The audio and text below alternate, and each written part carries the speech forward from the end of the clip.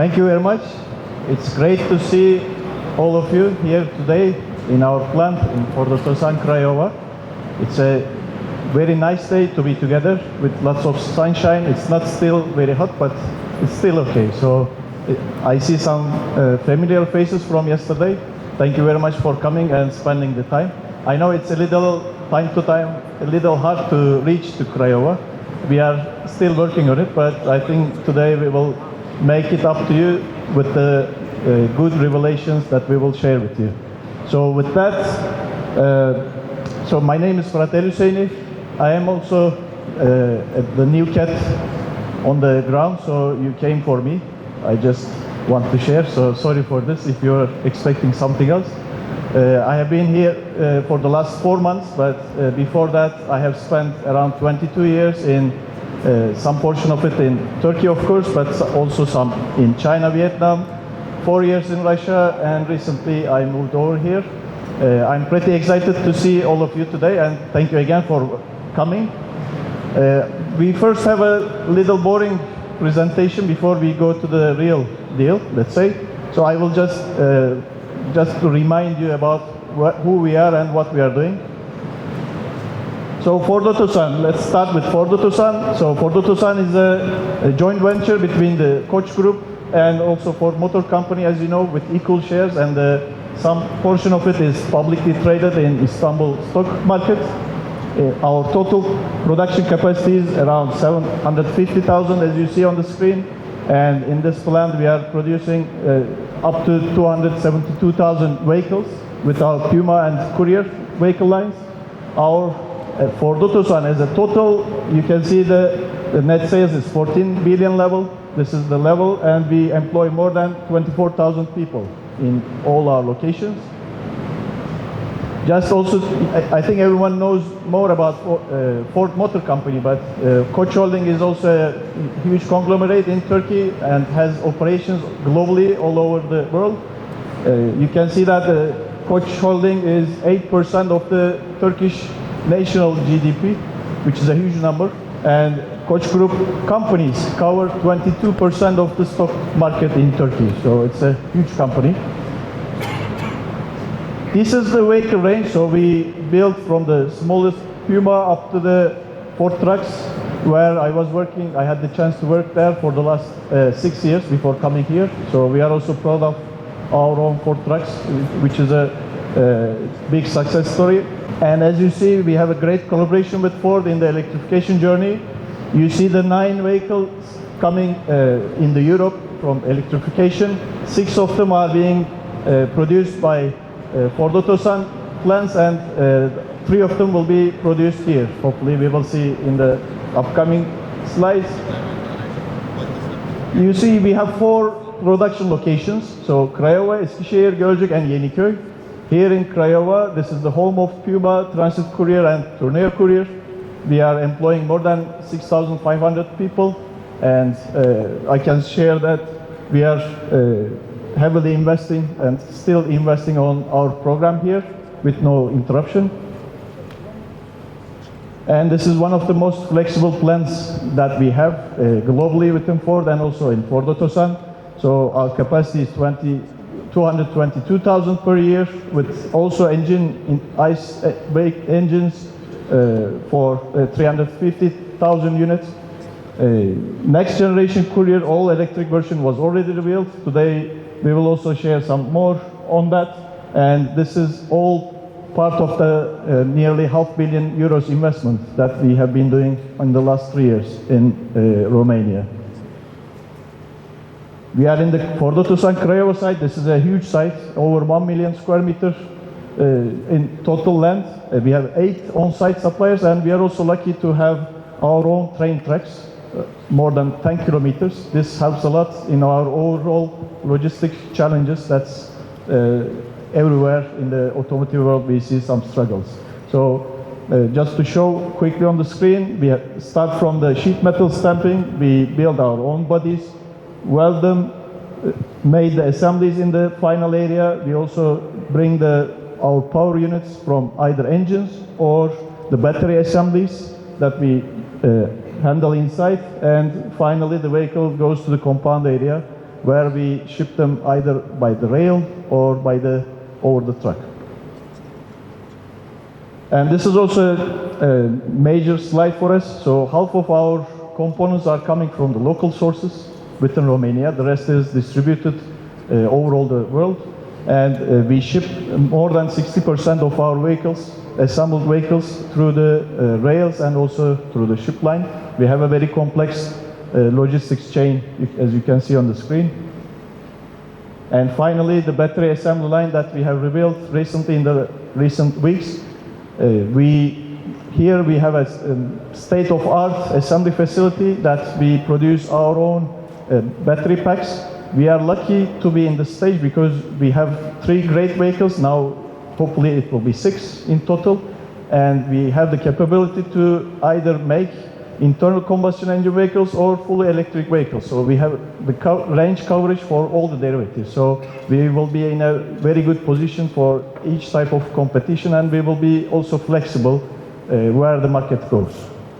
So with that, I would like to thank you very much for listening to me, and it's really great to have you here.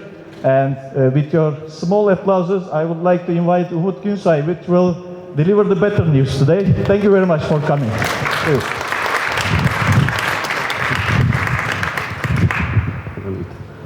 Thank you, Pret. And good afternoon from me as well. So, my name is Umut. I'm today representing the Ford of Europe product marketing team and many others who really spend days and nights to bring this fantastic product together. Good. Before I want to start talking about what we deliver, first I want to, share what has been in our mind when we start the journey, why we are doing it.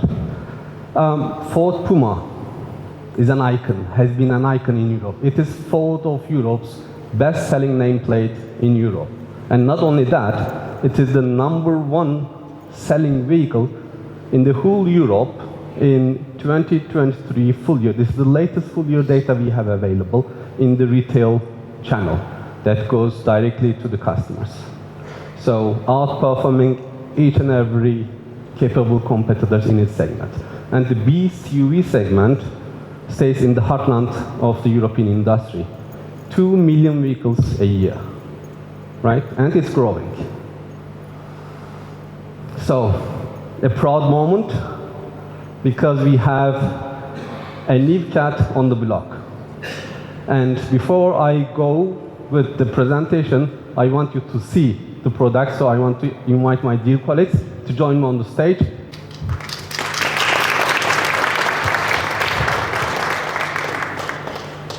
Thank you.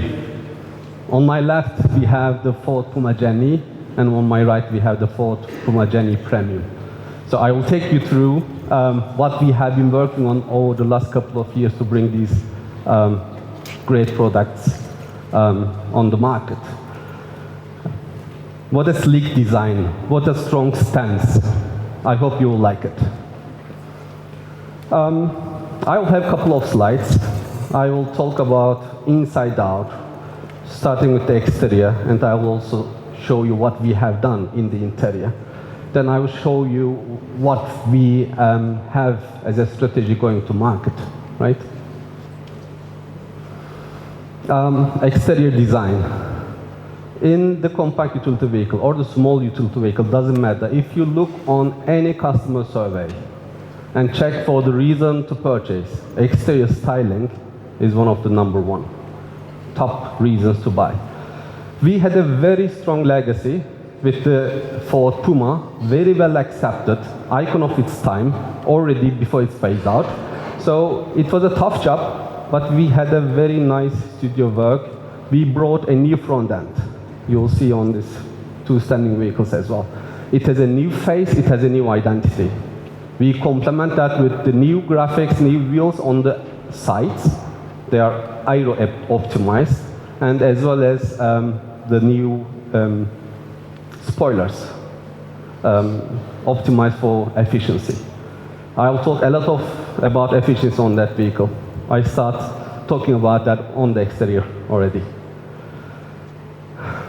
So, What a nice look, isn't that? We have two series. On the left, the headlight, it is the full LED standard on the Ford Puma Gen-E, and on the right we'll be putting our high series glare-free matrix LED headlamps, having a lot of features like camera-based dynamic bending, automatic high beam headlights, speed-dependent system, and so on. Interior. I think I'll be able to pass that message to you with some slides, but I want you, after the event, join me on the stage and sit on these vehicles. I want you to feel the premiumness and the roominess inside the vehicles. What we have done was a great work, having a two-tone interior, quite combination of the dark and light colors, wrapped with vinyl, premium material, flowing from the door trims into the instrument panel. And what welcomes you is a big screen, 12-inch, as the center of our vehicle control, complemented with an even bigger 12.8-inch standard digital cluster. And we complement the instrument panel with the soundbar, which plays into the aesthetics of the vehicle in the interior, but also bring an uplifted sound performance.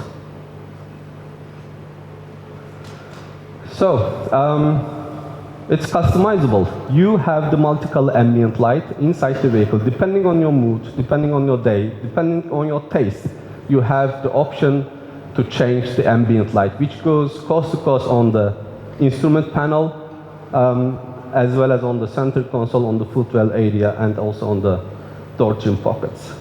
So it gives another way of look in the interior.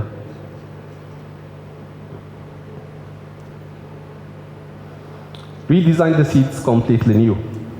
And you will see when you sit on the vehicle, and you will feel the comfort as well. We have Ford Sensico trademarked vinyl material in combination with uplifted nail suede Alcantara material on the bolster and also on the back. And we will be offering 8-way adjust as standard, even on the Gen-E, not only on the premium, but also on the Gen-E, delivering fore and aft, up and down, and also the lumbar support being standard. And this will not only on the driver's seat, it will be both on the passenger seat and the driver's seat.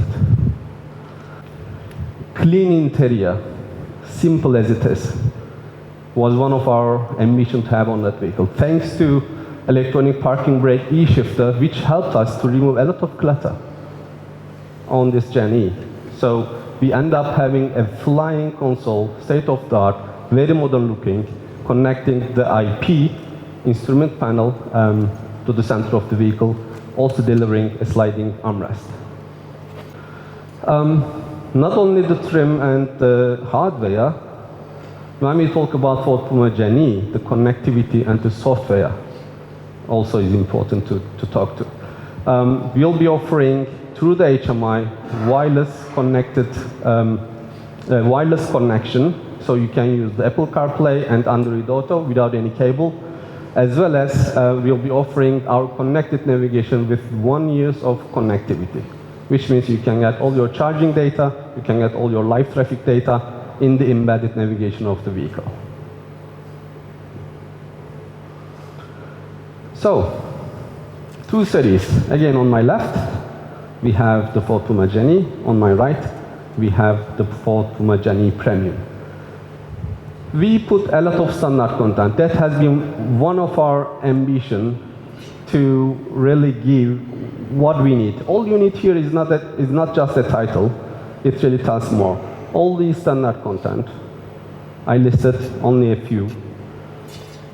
I don't want to read, but I can name some of the ones that are not listed here, like the dry modes or the acoustically laminated windshields, the privacy glass, the propulsion sound, one pedal drive. They are all offered standard on top of what you see here, even on our base vehicle. For the customer who wants to uplift to premium, we put more content. We changed the wheels to from 17-inch into 18-inch with new graphics. We at scuff plates, when you open the door, there are nice Ford Puma logo joining you. We uplift on the seat trims. We upgrade our sound system to our branded Bang & Olufsen sound system with 10 speakers and also an amplifier. It will have electrically controlled auto-fold door mirrors with the puddle lights reflecting the Puma logo on the ground.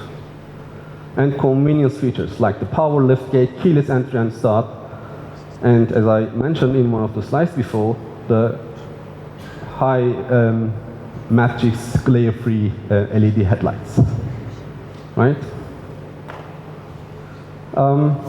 This has an impact on the customer journey as well, because we want this vehicle to be as simple as it can be, so when the customer is in the buying journey into configurator, it's very straightforward. Customers know what they get and what they opt out. It starts with two series again, Gen-E and the Premium.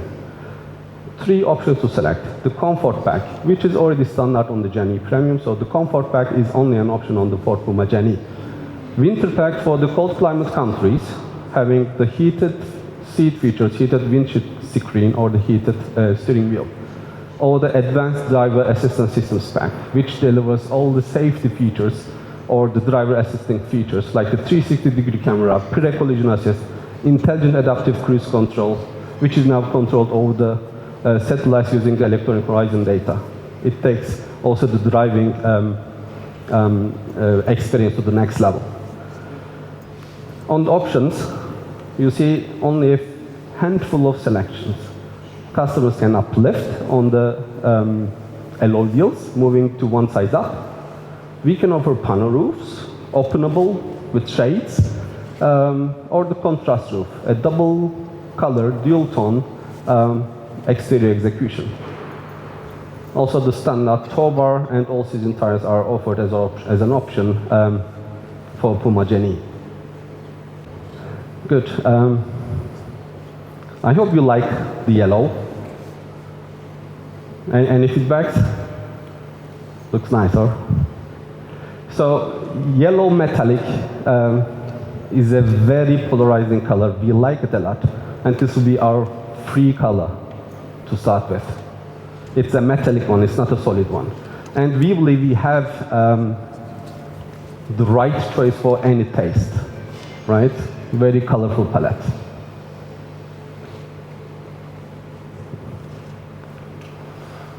Good. A slide, I want to slow down a little bit. It's important for all of us to understand what we bring in terms of electrification when we take the Ford Puma nameplate into a multi-energy platform. We spent timeless effort to really understand the customer when we had the decision years back. We did a lot of researches, a lot of clinics. The one first emerging question was, who is the customer? What do they want and need? How can we take their journey to the next level in the right direction? How do they drive? Where do they drive to? What's the daily commute they are having? Soon enough, it was very clear through this very big data, we need to develop a BCUV that is ready for the energetic city life. B compatible the vehicles are to be made for the city.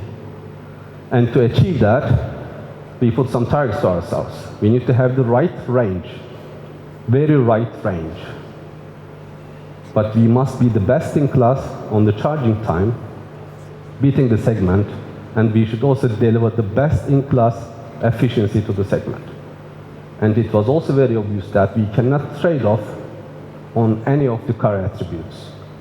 It should have a loading space that is needed in the big city, and it should drive like a true Ford is, right? Fun to drive is important in our DNA. And this is the slide having 4 ticks. We achieved it was not easy to tell now, baby. We are bringing the most efficient powertrain in the segment. And we are bringing the fastest charging capability in the segment. and it will deliver 523 kilometers of city range, WLTP city range, which corresponds to 376 kilometers of combined WLTP range, and in eco mode it is over 400 kilometers of electrical vehicle use, right? And because I mentioned the vehicle attributes, we know our customers do not want to accept any trade-offs there, so we achieved the largest trunk in the segment, even a segment up. I will have a slide to show you what I mean by that. So, some number crunching, some technical specifications.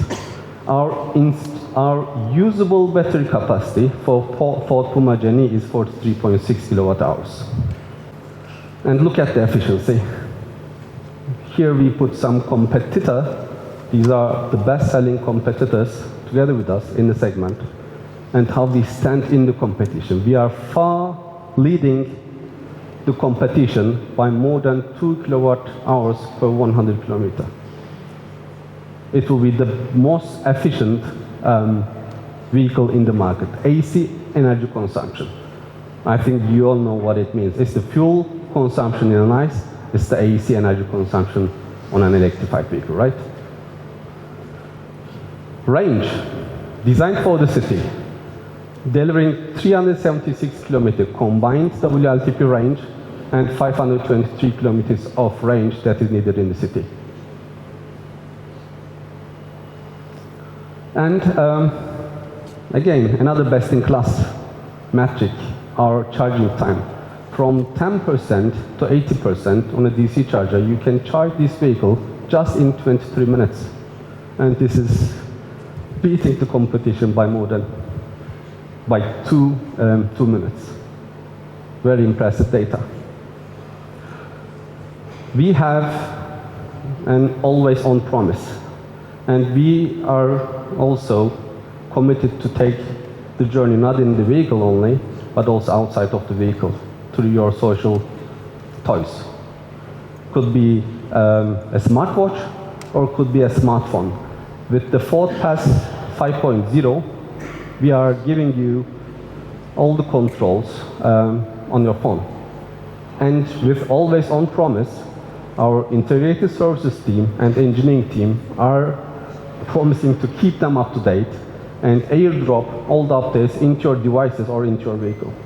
Sometimes you need to sign up, sometimes it's happening when you sleep. It's a proud metric, 566 liter of trunk capacity, and this is a B segment compact utility vehicle, right? You really need to join me after the event, open the trunk and have a look. And we also have a capacity here under the front hood. This is not the only one in the segment. We know Volvo EX30 also offers a 7 liter of capacity in the trunk. We are gonna take it to the next level and offer 43 liters of capacity. So this is a new space for your charging cable, this is a new space for your tire repair kit, and also the top hook. Or anything that you really have no space on the rear. Anything that freely moves in the trunk now has a space under the hood in the front. There's an e-drum there. Any guess what's happening?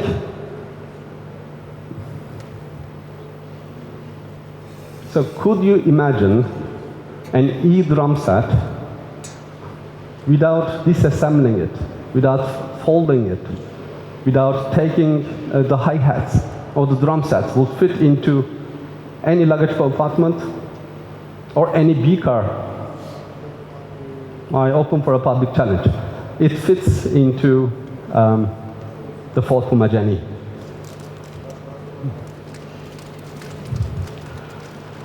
So this is how we compare if you look to the segment, right? To the segment competitors.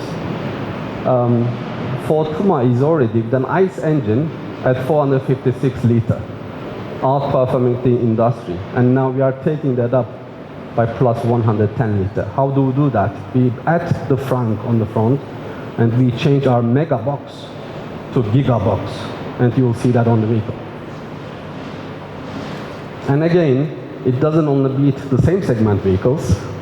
Let's go up to C segment, or even CD segment. Ford Mondeo, the wagon body style, diesel. This little vehicle delivers more luggage space, right?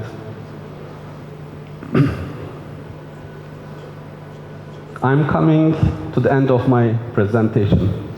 This is the slide to show you with what we have been busy over the course of 2024. Earlier this year, we launched the Kuga.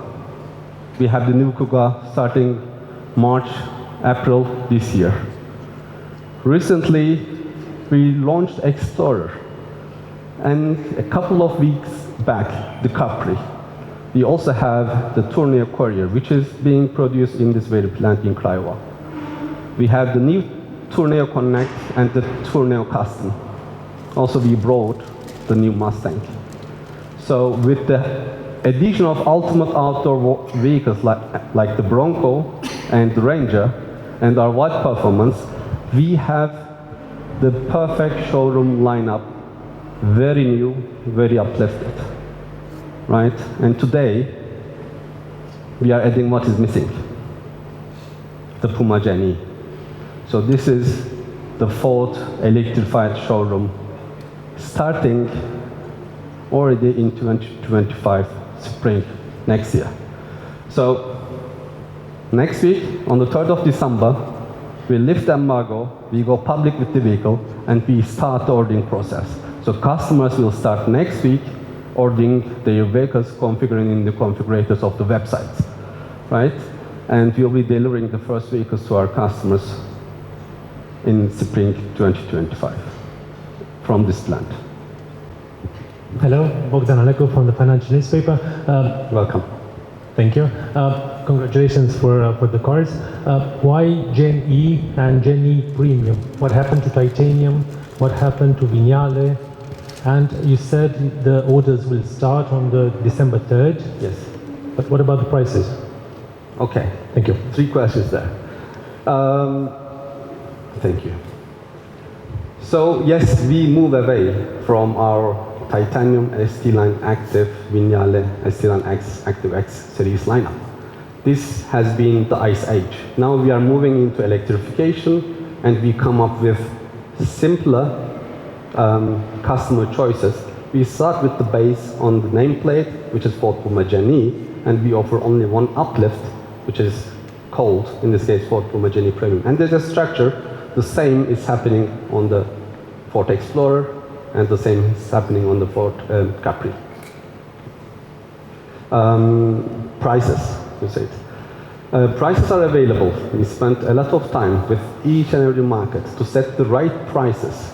And I can assure you one thing, we will be positioning this vehicle to a very attractive and competitive price position. If you need a number, I need you to talk to your NSC PR representative, because I cannot publicly announce market-specific numbers. That was the 3rd question. I don't want to miss anything. Am I missing anything? Thank you. Hello, Adrian here. Tell me please about the batteries. How much of the battery is made or assembled here? Which is the cells source? Because we have the cell, the module, and the full battery. Tell us about this chain to supply the batteries, from where they come from and how you put them into the cars. Thank you. Perfect. Thank you. So let me start with the technology. You know, I use that many times. Efficiency has been one of the most important targets that we set when we start the journey. So for that, we selected lithium-ion polymer NMC battery type. Many advantages: lightweight solution, high energy density, and it holds the energy, right? This is needed for the most efficient vehicle for that proposition. So for the supply chain, the good thing is we have an assembly of these cells here in the Craiova plant. And they are sourced from our European, Hungarian SK, I think the name of the supplier, right, Anna Maria? Yes. SK, thank you, in Hungary. Another follow-up on battery tech and maybe electric motor information. I haven't heard the power output of the car and which are the charging figures. Are we using DC or AC current? Perfect. The power output is 124 kilowatt, which corresponds to 168 PS, right? And on the DC, which is our fast charging direct current, we have 100 kilowatt of maximum power, which delivers 23.2 minutes of charging time from the industry standard magic 10% to 80% state of charge. Right? On the AC, normally AC charging times are not publicly announced, but I answered the question. And in such vehicles, passenger vehicles, the magic there is different to DC. Normally DC is 10 to 80%. On the AC, it is like 0% to 100%. And the numbers, if you look at the competition, differs from 5 hours up to 12 hours. This vehicle delivers 0% to 100% in 5 hours 44 minutes. And if you want a comparable metric to 10 to 80%, which is the metric for DC, not for AC, but just for comparable reason, this delivers 3 out of 10. So basically, as I understand, given the numbers, the battery and the charging time, the power of charging with AC, it's not 11 kilowatts like other Ford models. Is it lower? Is it 9 or is it 8? It's 11. 11. It's 11 kilowatt. Okay, okay. Yes. Okay. So why do you need like more than 5 hours with 11 kilowatts to fill a battery that is 43.6 or? Oh, that's dependent on the charging curve to load, and that's a metric from 0% to 100%, right? With 11 kilowatt charger power, that is what you achieve on this battery size.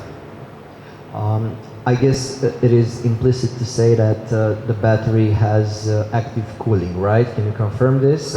And also if the car has a heat pump standard or not? We have for sure very well designed cooling system, a thermal heat management. We don't deploy heat pump on Puma Gen-E.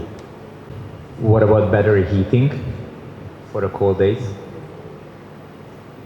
You mean performance or the heat management? The heat management is very well controlled. To heat up the battery before charging. So we can precondition the vehicle through your HMI screen in the vehicle or your Ford Pass app in your mobile. This helps you to precondition the vehicle and helps the battery to warm up for a quicker charging.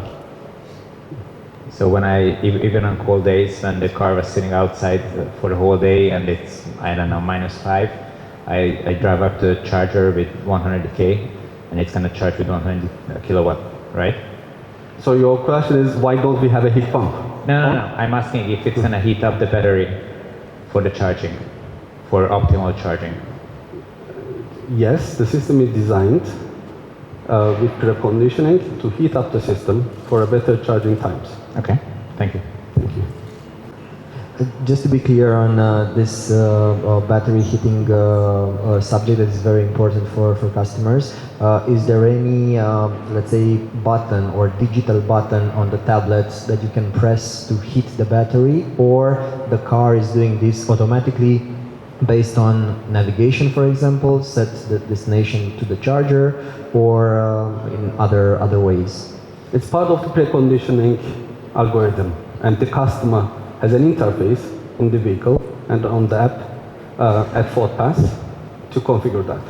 Yeah, this question comes because given the experience with other car manufacturers, for example, in colder days, maybe like this one is, if you start your journey and you have only, let's say, 8 kilometers of driving, which is like 15 minutes or so, and the car starts to heat up the battery because the car doesn't know how many kilometers you're going to drive, you'll have a very high energy consumption. So from the software perspective and the battery heating management systems, many car manufacturers made some optimization in this field to stop the battery heating when it's cold, because for short trips you just ruin the range. That's why we are asking this, because we try to understand how the car works. No, I appreciate your question.